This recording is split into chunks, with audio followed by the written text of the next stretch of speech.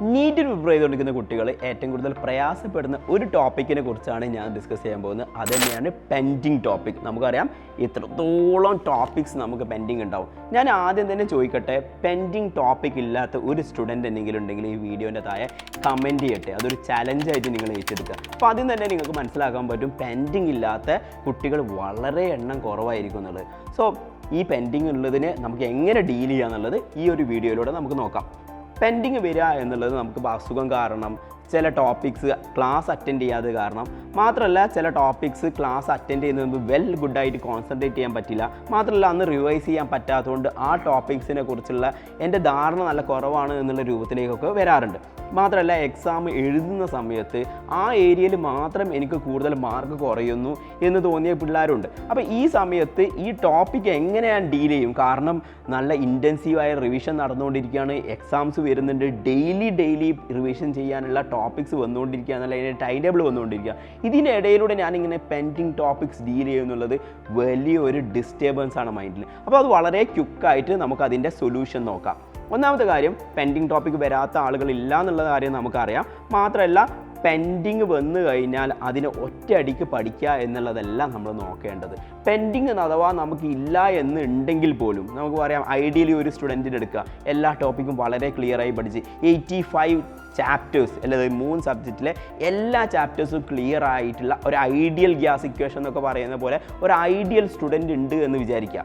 Still ആ സ്റ്റുഡൻറ്റിന് stronger അല്ലാത്ത പല ഏരിയകളും അവിടെ ഉണ്ടായിരിക്കും എന്നുള്ളത് വളരെ വലിയൊരു ഫാക്റ്റാണ്.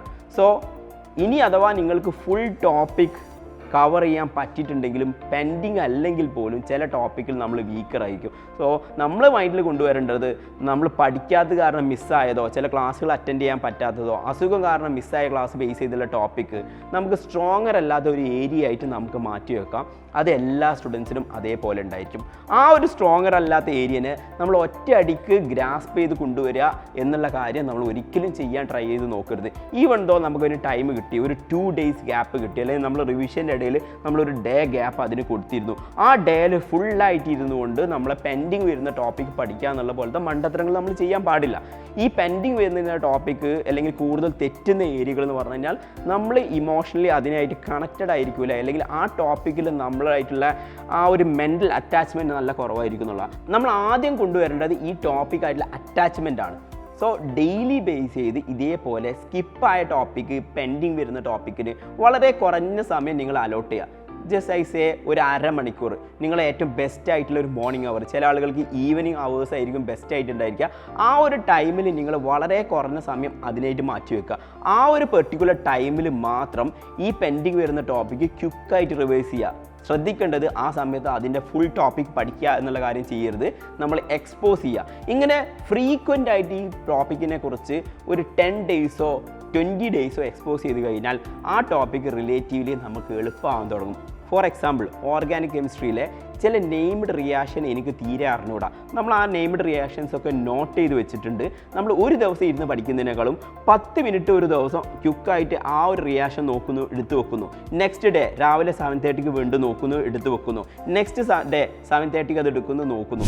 ഇതേപോലെ പെൻഡിങ് ടോപ്പിക്സ് നിങ്ങൾ ഡീൽ ചെയ്ത് കഴിഞ്ഞാൽ കുറച്ച് ദിവസം കഴിയുമ്പോൾ നിങ്ങൾക്ക് കൂടുതൽ സമയമൊന്നും നഷ്ടപ്പെടാതെ, അതായത് നിങ്ങൾ റെഗുലർ ടൈമിൽ മിസ്സാവാതെ തന്നെ ഈ പെൻഡിങ് അല്ലെങ്കിൽ നിങ്ങൾക്ക് ഇഷ്ടമില്ലാത്ത ഈ ടോപ്പിക് അല്ലെങ്കിൽ ഈ ഒരു ഏരിയ പതുക്കെ എക്സ്പോസ് ചെയ്ത് ബെറ്ററായി വരാൻ പോകുന്നതാണ്. ശ്രദ്ധിക്കേണ്ട കാര്യം, നിങ്ങൾ യഥാർത്ഥ നീറ്റ് എക്സാമിനും ഈ വീക്കറായിട്ടുള്ള ഏരിയയിൽ ലെസ് പെർഫോമിംഗ് ആയിരിക്കും എന്നുള്ളത് തന്നെ മനസ്സിലാക്കി വെക്കുക. ആ ലെസ് പെർഫോമിംഗ് ഏരിയനെ കുറച്ചുകൂടെ ബെറ്റർ ആക്കാനാണ് നമ്മൾ ട്രൈ ചെയ്യുന്നത്. അപ്പോൾ ഓരോ ദിവസം ഇങ്ങനെ എക്സ്പോസ് ചെയ്യുന്നതിനനുസരിച്ച് നിങ്ങളായിട്ടുള്ള അറ്റാച്ച്മെൻറ്റ് ആ ടോപ്പിക്കിന് കൂടുന്നതാണ്. പതുക്കെ നിങ്ങൾ ആ ഏരിയ ഇഷ്ടപ്പെടാൻ തുടങ്ങും. ഈവൺ എക്സാമിന് ചിലപ്പം അതിൽ സ്ട്രോങ് ആയിട്ട് എഴുതാൻ പോകുന്നത്. എൻ്റെ ഒരു പേഴ്സണൽ എക്സ്പീരിയൻസ് ഞാൻ പറയാം. എനിക്ക് ബോട്ടണിയിലെ ചില നെയ്മഡ് ആയിട്ടുള്ള, അതായത് എക്സാമ്പിൾസ്, ഈ മോർഫോളജി ഓഫ് ഫ്ലവറിംഗ് പ്ലാന്റ്സിലും അനാട്ടമി ഓഫ് ഫ്ലവറിംഗ് പ്ലാന്റ്സിലൊക്കെ വരുന്ന പല എക്സാമ്പിൾസും ഭയങ്കര ബുദ്ധിമുട്ടായിരുന്നു. എനിക്ക് സ്ട്രോങ്ങർ ആയിട്ടുള്ള ഏരിയ ഓർഗാനിക് കെമിസ്ട്രി ആയിരുന്നു. ആൻഡ് ഓർഗാനിക് കെമിസ്ട്രി റെഗുലറായിട്ട് റിവൈസ് ചെയ്യായിരുന്നു. ആൻഡ് ലാസ്റ്റിലേക്ക് വരുന്ന സമയത്ത് ഇതേപോലെ എനിക്കൊരു അധ്യാപകൻ പറഞ്ഞു തന്ന സമയത്ത് വെരി ഫ്രീക്വൻ്റ്ലി ഈ എക്സാമ്പിൾസൊക്കെ, ബോട്ടണിയിൽ വരുന്ന എക്സാമ്പിൾസൊക്കെ ഞാൻ നോക്കി മൾട്ടിപ്പിൾ ടൈംസ് പഠിച്ചത് കാരണം സിമ്പിളായി ആ ആ എക്സാമ്പിൾസൊക്കെ എക്സാമിന് നിങ്ങൾക്ക് റിപ്രൊഡ്യൂസ് ചെയ്യാൻ പറ്റിയെന്നുള്ളതാണ്. രസമുള്ളൊരു കാര്യം, ഏറ്റവും സിമ്പിളാണ് എന്ന് വിചാരിക്കുന്ന ഓർഗാനിക് കെമിസ്ട്രിയിൽ നെയിമിങ് എനിക്ക് തെറ്റിക്കാനും കാരണം വന്നു എന്നുള്ളതാണ്. അപ്പോൾ നമ്മൾ വിചാരിക്കുന്ന അതേ ഏരിയ തന്നെ ആയിരിക്കില്ല നമ്മൾ എക്സാമിൻ്റെ സമയമാകുമ്പോഴത്തേക്ക് നമ്മൾ ബെറ്ററായി ഇമ്പ്രൂവ് ആയിട്ട് വരുന്നത്. സോ നിങ്ങൾ ഇത്ര മനസ്സിലാക്കിയാൽ മതി, ഈ പ്രയാസം എന്ന് തോന്നുന്ന കാര്യങ്ങൾ ഡെയിലി 5 മിനിറ്റ് 10 മിനിറ്റ് മാക്സിമം അരമണിക്കൂർ മാത്രം കൊടുത്തുകൊണ്ട് നിങ്ങൾ ഫ്രീ ടൈമിൽ ലിഷർ ടൈമിൽ അതായിട്ടുള്ള എക്സ്പോഷർ നന്നായി ഇൻക്രീസ് ചെയ്യുക. അപ്പോൾ ഈ പ്രയാസമുള്ള അല്ലെങ്കിൽ പെൻഡിങ് ഉള്ള ഈ ടോപ്പിക്ക് നിങ്ങൾക്ക് എളുപ്പമായി വരുന്നതാണ്.